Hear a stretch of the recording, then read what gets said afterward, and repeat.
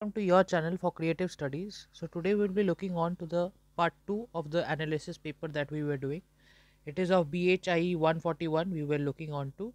Okay, and this is a term in June 2022 paper. So we will be carrying forward from the video which we have left. That was the part 1 of the paper analysis for the history video for the history of China. Now let's do the section 2 part, that's explain the emergence of the Chinese bourgeoisie and their role in the 1911 revolution. Okay, let's look where we can find it. So this is the question, this is unit 10, you will get the answer. This is on page 133 134. Okay, यहाँ से आपको मिलेगा. और इसका जो second part है 10.5 that is the Chinese bourgeoisie and the 1911 revolution. ठीक है, तो एक इमर्जेंस पूछा गया है और second part, these two parts 10.4 and 10.5 is the question that has been asked. हम लोग थोड़ा देखेंगे कि ये क्या है. Okay, so the term bourgeoisie का मतलब क्या है इसके बारे में we will see. Okay, so here the term bourgeoisie has been used in the more restricted sense. We take it as a group comprising of entrepreneurs, modern style businessmen, financiers and their industrialists. The general middle class, which includes professional, intellectuals and landowners, has not been included. मतलब यहाँ पर क्या क्या person or the class of people have been included in the term of bourgeoisie. इसका मतलब है जैसे entrepreneurs हुआ, मॉडल स्टाइल बिजनेसमैन हुआ, फाइनेंशियर्स हुआ और इंडस्ट्रियलिस्ट हुआ. जनरल मिडिल क्लास को हम लोग इसमें नहीं लेंगे. यहाँ पर क्या है कि the upheaval of the 1911 mark the establishment of the bourgeoisie as a major force in the economic and social life of China. क्योंकि उन लोग, अगर आप देखिएगा, जो मॉडर्न स्टाइल बिजनेसमैन है, फाइनेंशियर्स है, उन लोग हाई क्लास पीपल बोल सकते हैं, इंडस्ट्रियल हो सकते हैं, जो these people were money making people. Okay, so एक major force in the economic and social life of China. Since the 18th century, due to the demographic changes, the pace of urbanization in China was accelerated. तो यहाँ पर ये चीज़ को बताया जा रहा है. ठीक है, फिर यहाँ पर कैसे बताया जा रहा है कि क्या क्या चेंजेस हुए 1911 रेवोल्यूशन के बारे में. और इसका जो सेकेंड पार्ट है ये भी हम लोग थोड़ा देख लेते हैं कि taking out from the definition of the bourgeoisie the class tied to the modern business. जो मॉडर्न जो बिजनेस है इसके ऊपर में ही है. तो it is clear that it had only a secondary role in the 1911 revolution. जो 1911 जो रेवोल्यूशन था उसका सेकेंडरी रोल ही हुआ था. ठीक है, after the success of the revolution the bourgeoisie did try to exploit the situation to their own advantage. मतलब उनका खुद रेवोल्यूशन के बाद वो खुद कोशिश कर रहे थे कि उनका कैसे एडवांटेज ज़्यादा हो. तो though they succeeded in getting their essential interest respected, they could not seize political power except at the local level. तो उन लोग क्या चाहते थे कि पैसे के साथ साथ they wanted to control the political power through the power of money. तो ये नहीं हो पाया. तो यहाँ पर क्या है, फिर वुचैंग अपराइजिंग एक बहुत इंपॉर्टेंट है which brought about the 1911 downfall of the Chinese monarchy although a military endeavour had been supported by the merchants. ठीक है, तो ये चीज़ यहाँ पर बताया गया है. ये दो क्वेश्चन यहाँ पर, टू सब कॉन्टेक्स्ट यहाँ पर क्वेश्चन पूछा गया था, तो इसके बारे में आपको लिखना पड़ेगा. ठीक है, तो ये आप देखिएगा इसका पेज 134, 135 एंड 133 में these two answers are given. Next question we will look on to is how did the modern nationalism develop in China. तो अगर आप देख सकते हैं कि यहाँ पर चाइनीज़ नेशनलिज्म का जो है वो इन बिट्स एंड पार्ट्स में बुक में दिया गया है. ठीक है, तो यहाँ से आपको इंटरनेट से आपको ये चीज़ देखना है, you have to search it and you have to find it, क्योंकि वो एक फॉर्म्ड वे में नहीं है. जैसे मैंने पहले भी बताया था कि some of the answers are in bits and parts in the book. So in proper form में if you want to look into this answer that how Chinese nationalism started off, यहाँ पर मॉडर्न चाइनीज़ नेशनलिज्म जो emerge हुआ था in the late Qing dynasty. जैसे मैंने पहले वो बोला था कि this is pronounced as Qing dynasty. Okay, जो कि 1636 टू 1912 में था, इन response to the humiliating defeat, जो first Sino Japanese war and the invasion and pillaging of Beijing in the 8 nation alliance. इस टाइम में मॉडर्न चाइनीज नेशनलिज्म हुआ था, जब फर्स्ट साइनो जापानीज वॉर में उन लोग को एक ह्यूमिलेटिंग डिफीट फेस करना हुआ था. In both the cases the aftermath forced China to pay financial reparations. हम लोग पिछले वीडियो में भी देखे थे कि कैसे करके चाइना को बहुत सारा चीज़ में कुछ मतलब उनको कुछ कुछ चीज़ में they have to repent, they have to say sorry, they have to pay tribute to different things. तो ये बहुत सारा चीज़ था जो कि बहुत डिफ़िकल्ट सिचुएशन में China had to go through, और उनको they had to forcefully pay financial reparations. Reparations क्या होते हैं कि वॉर के बाद जो नुकसान होता है, ठीक है, या उनको जो भरपाई होता है, the death on the other, जो मॉनेटरी लॉस जो होता है, जो वॉर हार जाता है उन लोग को वो चीज़ पे करना होता है, ठीक है। And grant special privileges to foreigners, ये एक लाइबिलिटी हो गया। तो नेशन वाइड जो इमेज ऑफ चाइना था वो superior celestial empire at the centre of the universe was shattered, मतलब पूरा इमेज पूरा एकदम खराब हो गया था उस टाइम में। और ये कैसे करके हुआ? ड्यूरिंग द वर्ल्ड वॉर 1, अगर आप देखोगे कि चाइनीज़ का जो नेशनलिज्म था वो बहुत ही मतलब डगमगा रहा था, and it was severely humiliated by the Versailles treaty of 1919, which transferred the special privileges given to Germany and the Empire of Japan. This resulted in the May 4th movement, जो कि बहुत इंपॉर्टेंट है इस साल के लिए। May 4th movement, ठीक है, न्यू कल्चरल मूवमेंट, ये सब चीज़ बहुत इंपॉर्टेंट है। May 4th मूवमेंट बहुत इंपॉर्टेंट है ये चीज़। May 4th मूवमेंट ये डायरेक्ट आपके बुक में दिया गया है, of 1919, which developed into nation wide protest that saw a surge of Chinese nationalism. Large-scale military campaigns led by the Kuomintang during the World Warlord era that overpowered the provincial warlords and sharply reduced special privileges for foreign, helped further strengthen and aggrandize a sense of Chinese national identity. तो यहाँ पर ये चीज़ को बताया गया है कि कैसे मॉडर्न नेशनलिज्म डेवलप हुआ चाइना का, जो कि वो हुआ क्योंकि बहुत सारे डिफीट्स के बाद after a long time China tried to proclaim back their glory, और वो चाइना कैसे रिकवर करता है अपना लॉस्ट टेरिटरीज और जो लॉस्ट ग्लोरी है, उसी के बारे में यहाँ पर नेशनलिज्म या देशभक्ति का जो चीज़ है वो चीज़ के बारे में यहाँ पर बताया गया है।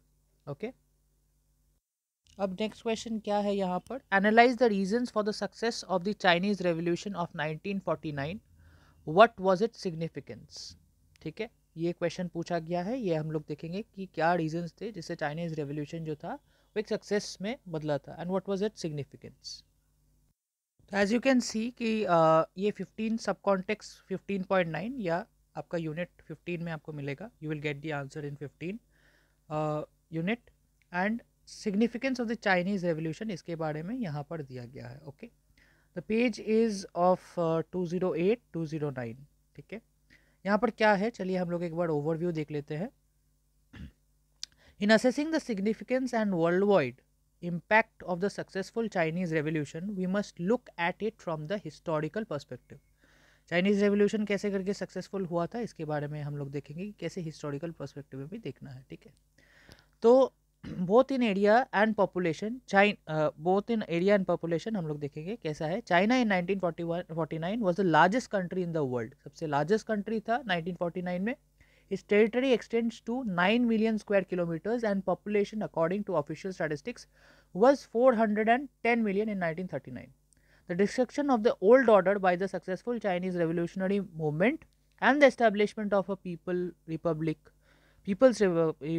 implied, therefore, the transformation of the quality of life of a large chunk of the world's inhabitants. ठीक है, इसका मतलब क्या हुआ कि बहुत सारा जो ओल्ड ऑर्डर जो था, जो सक्सेस चाइनीज़ रेवोल्यूशन मूवमेंट से वो डिस्ट्रक्शन के वे में उसको डिस्ट्रॉय किया गया, और नया पीपल्स रिपब्लिक से वो चेंजेस, कुछ ट्रांसफॉर्मेशन क्वालिटी ऑफ लाइफ के लिए किए गए। Given the fact it was a major event not only in the history of China but in the history of mankind, क्योंकि कुछ चेंजेस यहाँ पर किया गया था। Generally it is recognised by students of history that the modern ideas which first emerged in by the west in the west have played an important role in transforming the consciousness of people in the more backward societies. ठीक है, तो जैसे क्या है, हम लोग देखते हैं कि वेस्ट से कुछ चीज़ इन्फ्लुएंस होता है, जैसे नोटेबली अमंग द आइडियाज़ जो बहुत इंपॉर्टेंट है और बहुत फेमस भी है, लिबर्टी, इक्वलिटी, फ्रेटर्निटी, ठीक है, democracy and popular sovereignty. But we should also understand that these ideas can not find fertile soil इन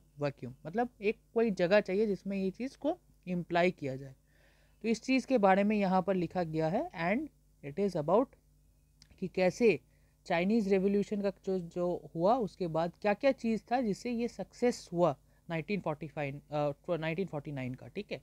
तो what was it significance, it's all about this answer, ठीक है। कैसे करके चाइना जो रेवोल्यूशन था वो पॉलिटिकल पोटेंशियल, कैसे करके पीजेंट्री को provided a blueprint of the role of the peasantry and all, transformational way जहाँ कैसे करके इम्प्रूव हुआ सिचुएशन, ये चीज़ के बारे में बताया गया है, ठीक है। कैसे करके चेंजेस हुए, बहुत सारा अप्स एंड डाउन्स हुआ चाइना का टेरिटरी में, इस चीज़ के बारे में यहाँ पर बताया गया है, ठीक है।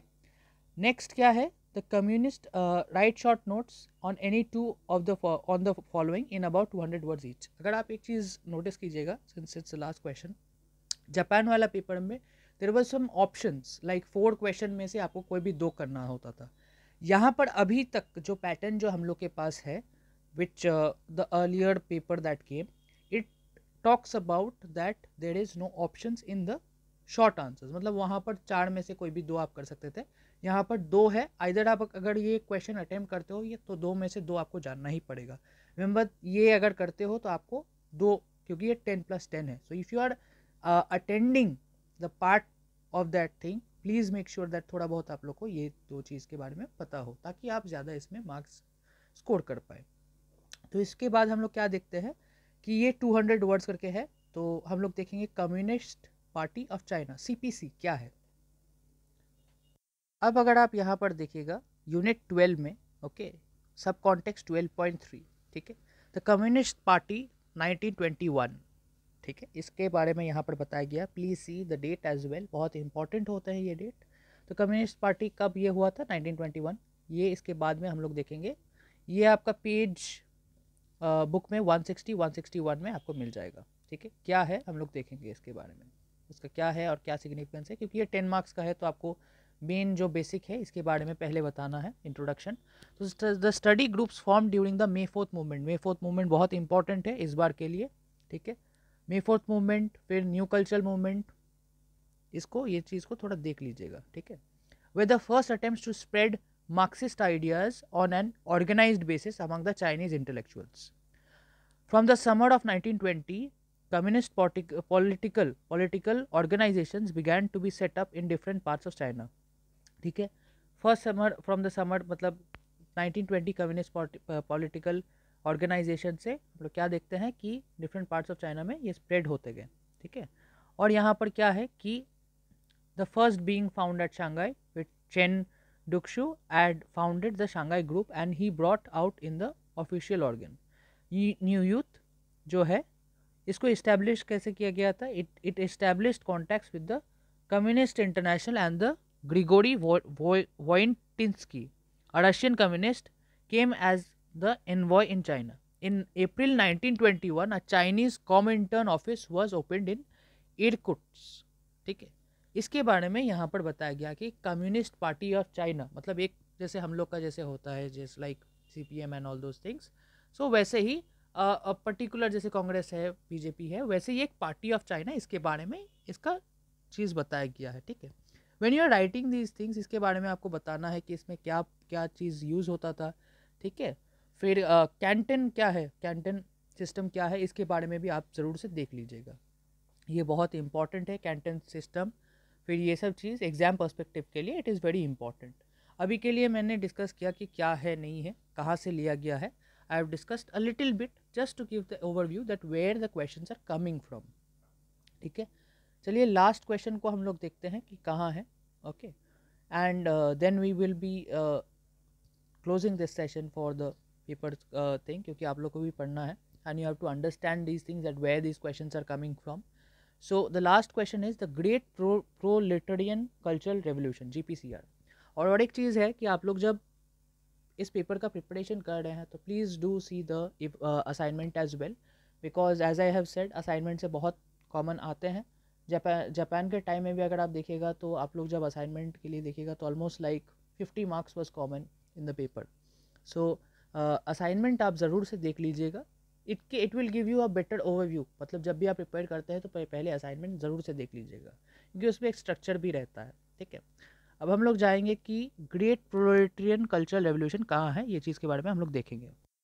अब आप यहाँ से देख सकते हैं कि 16.6 क्या है, the great proletarian cultural revolution, ये बहुत इंपॉर्टेंट है।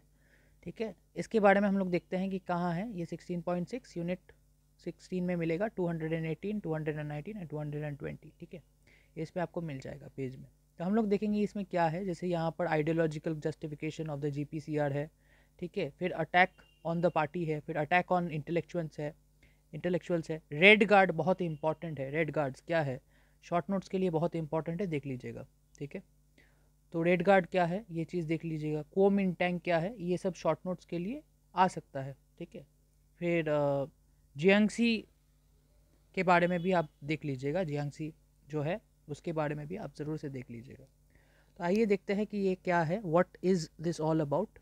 सो the rustication of millions of young people to gain experience of the lives of the poor peasants and other underprivileged people in the mountainous areas, as well as large scale political indoctrination in urban areas, was not enough for Mao, ठीक है, to consolidate a revolutionary socialist society. A more intense and extensive movement engulfed China in the years 1966 to 1976.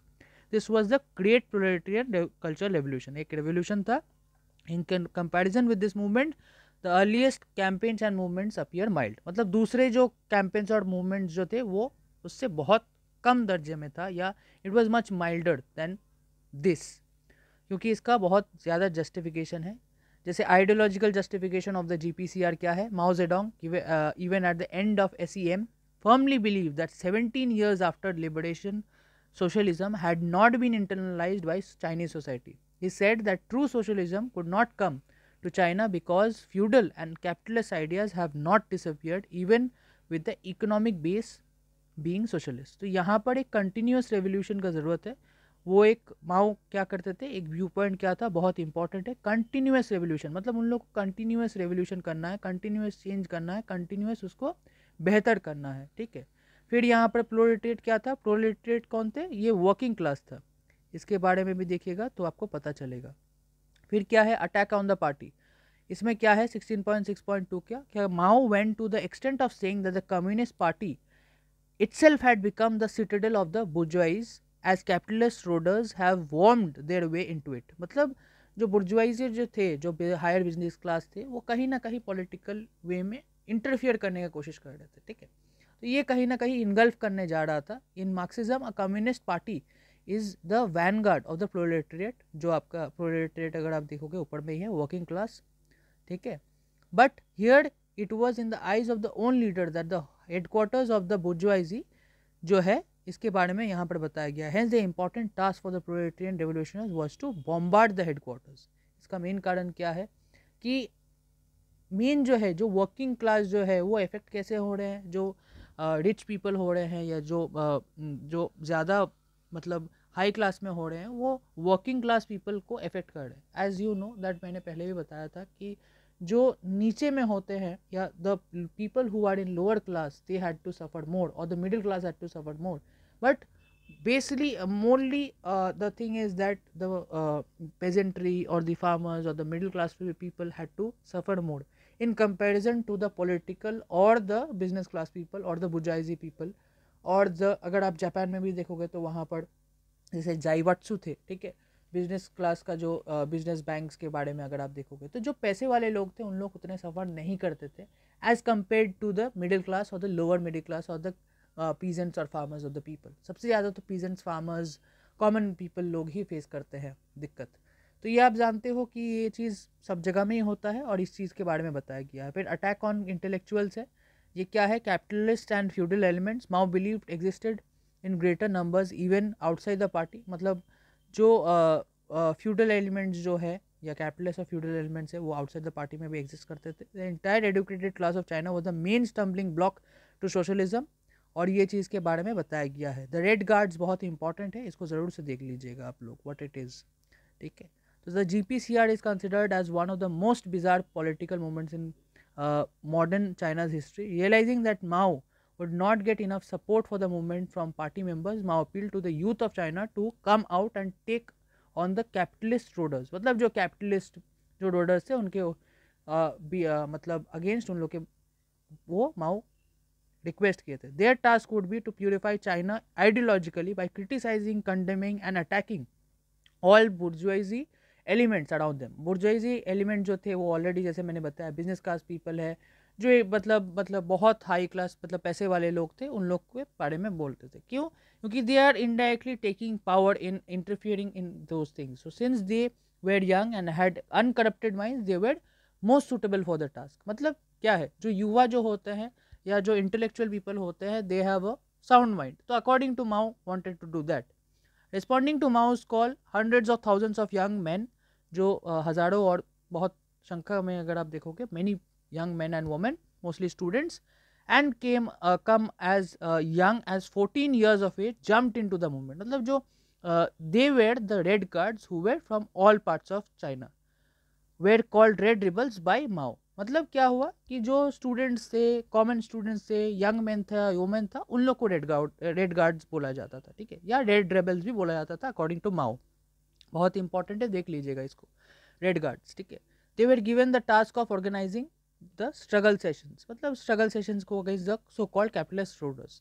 तो यहाँ पर various red guard groups था, तो इस चीज़ के बारे में आप देख लीजिएगा. ठीक है, तो ये GPCR का एक था, और इसके साथ साथ आप और भी नोट्स देख लीजिएगा. ठीक है, ये एक सेशन था कि क्या क्या चीज़ इंपॉर्टेंट है, इस चीज़ को आप अच्छे से देखिए. पेपर एनालिसिस का सेशन ऐसा ही था कि it is all about where the questions are coming out, how you will be answering it, if it's possible mention it in points. ठीक है, उसको थोड़ा सब डिवाइड करके कीजिएगा and try to be more organised, and please do read the assignment questions as well.